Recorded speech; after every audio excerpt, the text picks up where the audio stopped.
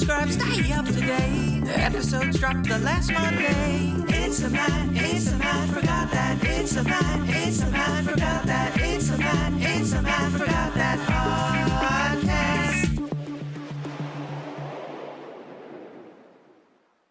Hey there, welcome to the Matt Forgot That podcast, the place to recollect and reminisce. I'm your host, Matt Seroski, filmmaker, film fan. Each episode, I'm going to rewatch and review a movie or TV pilot that I've seen before but don't quite remember. It could be a blockbuster, critic's choice, or cult classic. Everyone can join in on the fun. Follow me on Twitter, Instagram, and Facebook at Matt Seroski. You can subscribe to my YouTube page where I'll post videos and clips from the show. If you have any opinions on what I've reviewed, or want to share your own trip down memory lane, use the hashtag MattForgotThat on social. Before we start, when I was in elementary school, I think around 4th or 5th grade, a spot opened up on my friend's bowling team, and they asked me to join. It was on Saturday mornings. You bowl 3 games against another team, and the one that compiles the most points wins. Simple enough. Turns out, I was a pretty good little bowler. Almost from the beginning, I was in the mix for best average, high game, and best series. I took to it, and from there I continued to bowl, joining the school team in junior high, and continuing through high school. From 9th grade on, I would say I was one of the best bowlers in the county, not to brag, and certainly, if not the most consistent. I was never one of those guys that had big games. I mean, once I bowled a 279, but for the most part, I was always between 220 and 250. Rarely would I roll a bomb, but even more rarely would I get like 7 or 8 strikes in a row and going for a 300. That just wasn't me. Now, there was a thought, momentarily, of becoming a professional bowler. I probably could have made a good amount of coin if I went on tour, even if I placed last, but I would be like the Happy Gilmore of bowling, not from a cursing standpoint, and certainly not from a violent one. But I tend to rub people the wrong way, and I'm fine with that. When I was bowling in high school, the WWF Attitude Era was in full blast, and D-Generation X was extremely popular. So every time I would get a strike, I'd cross my hands in the air and put them in an X formation. Now, I wouldn't bring them down and do the crotch chop, which Shawn Michaels and Triple H made famous, because that I felt was over the line. A foul, if you will. But just doing that X in the air and slapping my teammates 10 was enough to tick off a couple other schools.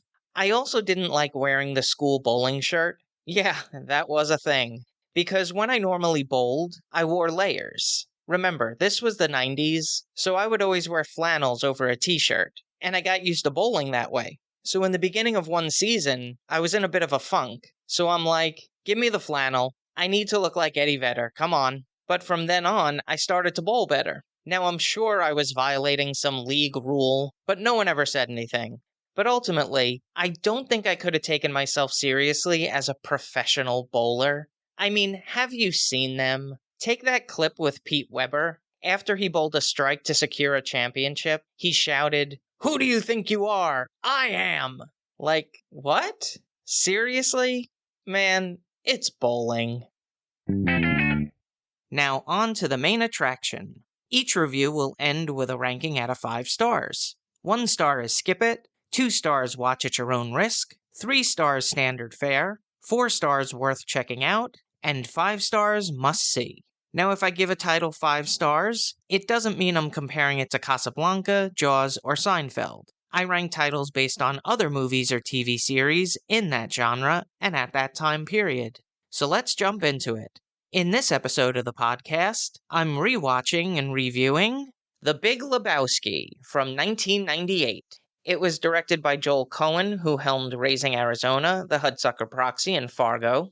The screenplay was written by Joel and Ethan Cohen, who scribed Miller's Crossing, Barton Fink, No Country for Old Men, and Burn After Reading. The brothers have won 4 Academy Awards for Best Writing, Screenplay Written Directly for the Screen for Fargo, and Best Writing, Adapted Screenplay, Best Achievement in Directing, and Best Motion Picture for No Country for Old Men. The movie stars Jeff Bridges as Jeffrey the Dude Lebowski, born into an acting family with father Lloyd and brother Bo. After graduating from high school, he served in the United States Coast Guard Reserve before moving to New York City where he studied acting. He was nominated for Best Actor in a Supporting Role for The Last Picture Show, Thunderbolt and Lightfoot, The Contender, and Best Actor in a Leading Role for Starman, True Grit, Hell or High Water, and won the Best Actor in a Leading Role for Crazy Heart. John Goodman portrays Walter Sobchak. He's a frequent collaborator with the Coen brothers, having acted in 5 of their movies. He's best well known for his role as Dan Connor for 10 seasons, 231 episodes in Roseanne, and 4 seasons, 71 episodes in The Connors. He was nominated for 11 Primetime Emmy Awards for Roseanne, Kingfish, A Story of Huey P. Long, A Streetcar Named Desire, and You Don't Know Jack, and won 1 for Outstanding Guest Actor in a Drama Series for Studio 60 on the Sunset Strip. Steve Buscemi plays Donnie Carabazzo. Born in Brooklyn, but moved out to Valley Stream, Long Island when he was 10 years old. In high school, he was part of the drama department and studied at the Lee Strasberg Institute in New York. He starred in the highly successful Boardwalk Empire for 5 seasons, 56 episodes. He's been nominated for 8 Primetime Emmys, winning 1 for Outstanding Short-Form Variety Series, Park Bench with Steve Buscemi. He's also in one of my favorite bad movies, Airheads. Anyone else? No? All right. This is what I remember. There was bowling, lots of scenes in bowling alleys. And I distinctly remember that there was a ferret and a bathtub, though I have no idea what the context was. Not sure I want to. Now I'm heading off to watch the movie.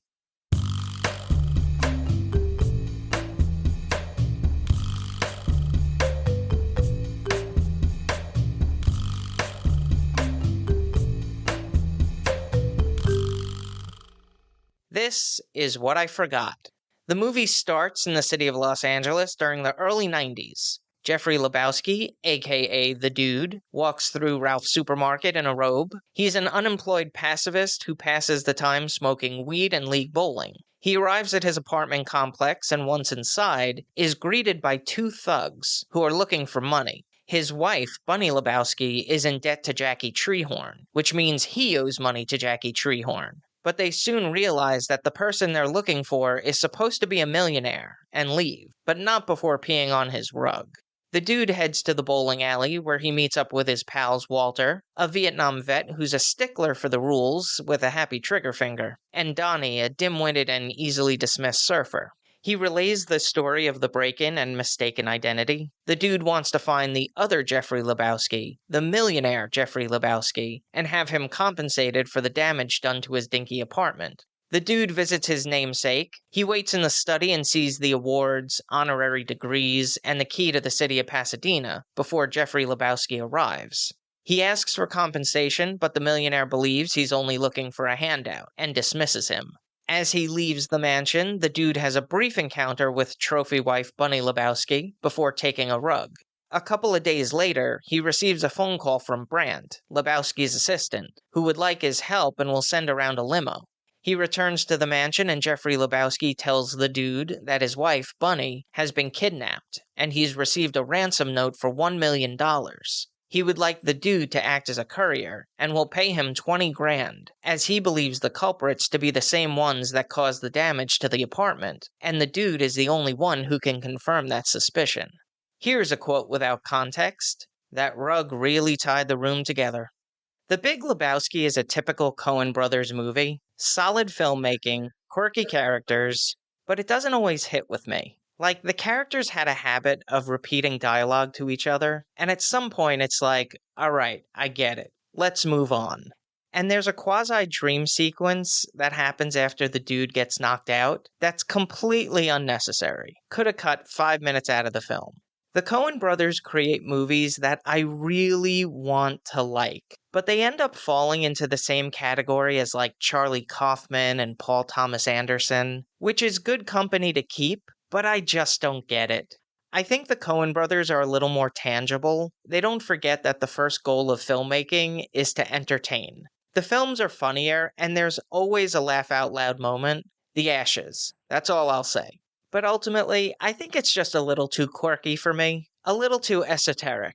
Like, I enjoyed the film, and I wanted to love it, but I just like it. That's not to take away from the filmmaking. It's beautifully shot and directed. It's got a great supporting cast. It has Julianne Moore, who plays Maud Lebowski, the daughter of the millionaire. Daniel Huddleston plays Jeffrey the Big Lebowski, who is also Grandpa Arnold on The Wonder Years. Tara Reid plays the trophy wife Bunny Lebowski. Philip Seymour Hoffman plays Brant, the assistant. Then there's John Turturro, Sam Elliott, and David Thewlis. The cinematography was captured by Roger Deakins, whose filmography includes Oh Brother, Where Art Thou?, The Reader, True Grit, Skyfall, and won 2 Oscars for Best Achievement in Cinematography for Blade Runner 2049 and 1917. It was co-edited by Trisha Cook, who worked on The Man Who Wasn't There, The Notorious Betty Page, and Solitary Man, and Roderick Jaynes, who's a pseudonym for the Coen brothers.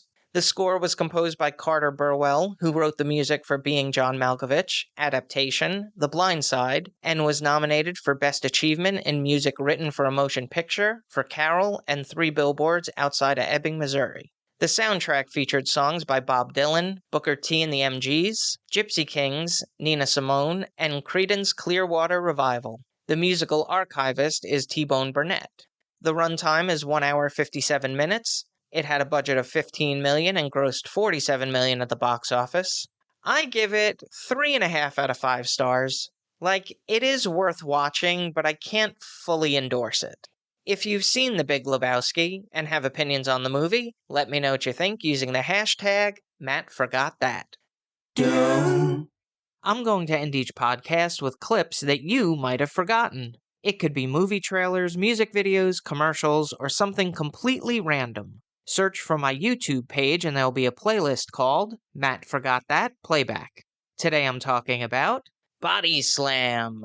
The story revolves around M. Harry Smilak, a downtrodden music agent who inadvertently becomes involved in pro wrestling as manager for Quick Rick Roberts. It starred Dirk Benedict, who at the time was on the very popular series A-Team, John Astin, Gomez from the Addams Family, Tanya Roberts, who appeared on the final season of Charlie's Angels, and coming off a role as Bond girl Stacey Sutton in A View to a Kill. Billy Barty would go on to play Gwildor in another Bond, Masters of the Universe. Then there was Charles Nelson Riley, Tony Award winner, Match Game panelist, the absolute best part of this movie. The amount of mugging that he does for the camera is hilarious. He pulls out all the greatest hits. If he's in a scene, no matter who's talking, just watch his face. That glorious face. Wrestling in the 1980s was at its peak in popularity to that point, so if you're a fan from that era, you'll enjoy seeing Rowdy Roddy Piper, Captain Lou Albano, the Tonga Kid, the Samoans, and the Barbarian in featured roles. There are also cameo appearances by Ric Flair, Bruno Sammartino, and Classy Freddie Blassie. It was helmed by stuntman-turned-director Hal Needham, whose filmography includes Smokey and the Bandit, Hooper, and The Cannonball Run. He partially inspired the character of Cliff Booth in Once Upon a Time in Hollywood. It's not a great movie, but it's a great bad movie. And, of course, it had its own theme song, which dripped 80s. I've posted a couple of clips in the Matt Forgot That Playback playlist on YouTube. Check it out. That's all for this edition of Matt Forgot That. Thanks for listening to me reminisce. You can follow me on Twitter, Instagram, and Facebook at Matt Seroski. You can subscribe to my YouTube page where I'll post videos and clips from the show. If you have any opinions on what I've reviewed, or want to share your own trip down memory lane, use the hashtag MattForgotThat on social. Head over to mattseroski.com for the latest news and updates, and come back next time for the rewatch and review.